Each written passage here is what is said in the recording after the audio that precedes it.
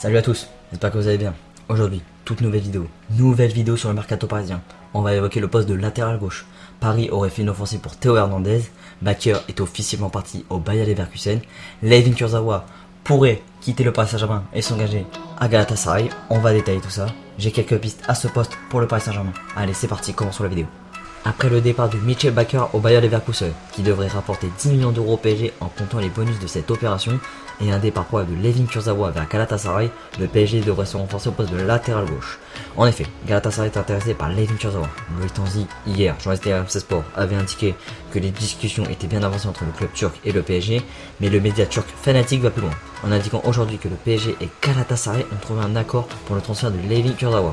Le montant de l'opération n'est pas indiqué pour le moment, mais il reste à convaincre Layvin Kurzawa de rejoindre le club intéressé. L'idée de vendre Layvin Kurzawa, elle est superbe. Ça fait 4 saisons qu'il est inconstant dans ses performances et remontre jamais sa forme de Monaco, ou de ses 2 premières saisons au Paris Saint-Germain. Une vente est bénéfique pour le club, après pour le joueur évidemment.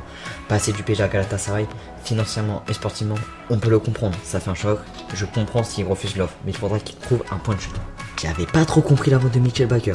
Je pensais que Bakker allait jouer en tant que 3ème latéral gauche au PSG, que sa saison assez pleine allait convaincre le PSG soit de le céder en prêt ou l'installer en 3 dans la hiérarchie à son poste. C'était un joueur qui défendait assez bien, qui avait le sens de la combativité et discipliné dans ses relances. Il manquait cruellement d'influence offensivement, mais cela est dû à son style.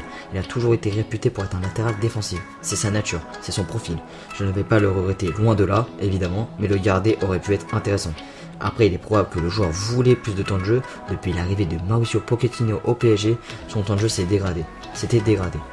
Donc il est largement pensable que Bakker voulait quitter le Paris Saint-Germain. Ça avait déjà fuité dans les médias et le joueur s'en était pas caché d'un éventuel départ lors de ses entretiens avec des médias néerlandais. Après avoir parlé de l'éventuelle vente de Layvin Kurzawa et la vente de Mitchell Bakker, parlons d'une info du média turinois Tuttosport. Le PSG aurait effectué une offensive à la hauteur de 40 millions d'euros à l'AC Milan pour s'attacher au service de Théo Hernandez, latéral gauche français de 23 ans.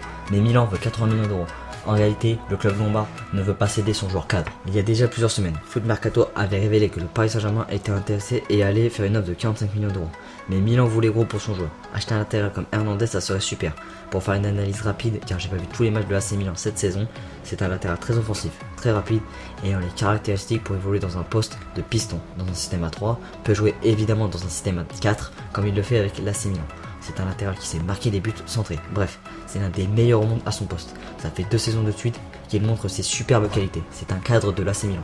Mais la réalité aujourd'hui, elle est là. Son club veut pas le vendre et veut gros au pire des cas. Le joueur se sent très bien à Milan. Il a récemment déclaré qu'il voulait rester à Milan. L'AC Milan joue la LDC la saison prochaine, monte en puissance depuis le restart post-Covid de la compétition en 2020.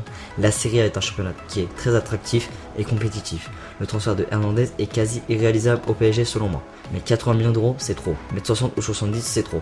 Pas pour les très bonnes qualités indéniables de Hernandez, parce que tu as déjà Diallo et Juan Bernat à ce poste. Si tu peux retrouver un latéral, fonce, mais à bon prix. C'est là où je vais rebondir sur mes idées pour ce poste. Il y a Alex Telles, un joueur qui a failli jouer sous les couleurs parisiennes la saison dernière. On s'en souvient de l'emballement de la presse portugaise avant que le mercato estival 2020 débute. Les fausses infos qui indiquaient une arrivée bouclée au PSG du latéral gauche brésilien. Telles, aujourd'hui, est à Manchester United.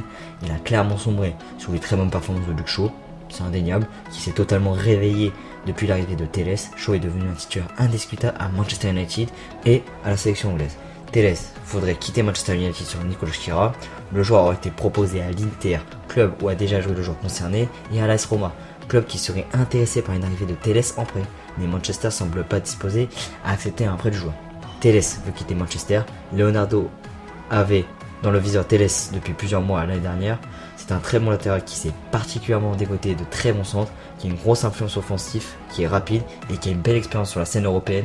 Financièrement, ça serait plus rentable et plus abordable pour le PSG que signer Théo Hernandez. Pour terminer cette vidéo, dernière de mes pistes au poste de latéral gauche pour combler un proche départ de Layvin Kurzawa. Robin Gosens, le piston gauche allemand de l'Atalanta Bergame qui s'est sublimé lors du dernier Euro. Ses qualités de débordement, de percussion, de vitesse et ses stats fautes pour un piston gauche font de lui un joueur que j'apprécie énormément. Il sait en plus défendre, il a une certaine combativité sur le terrain, son contrat termine en 2023 avec son club. Le joueur est estimé à 35 millions d'euros par Transfermarkt. Il a fait une saison pleine et remarquable avec l'Atalanta, 44 matchs disputés, 12 buts et 8 passes décisives. Je le vois dans un éventuel système à 3 au Paris Saint-Germain. Je vois une forte concurrence avec Juan Bernat. On disait que Bernat était l'un des meilleurs à son poste. Regardez Gosens, c'est un joueur beaucoup plus efficace que Bernat dans ses centres et ses percées, et plus complet défensivement. J'adore Juan Bernat, merci pour tous les services qu'il a rendus. C'est un très bon joueur, mais il revient d'une longue et dure blessure. Une concurrence est logique pour préparer une éventuelle succession à Juan Bernat. Et voilà, c'est fini pour cette vidéo. Si elle t'a plu, lâche un pouce bleu et partage-la avec tes amis. Comment si tu as un avis à donner. Moi je te retrouverai très vite pour une prochaine vidéo. Allez, ciao ciao.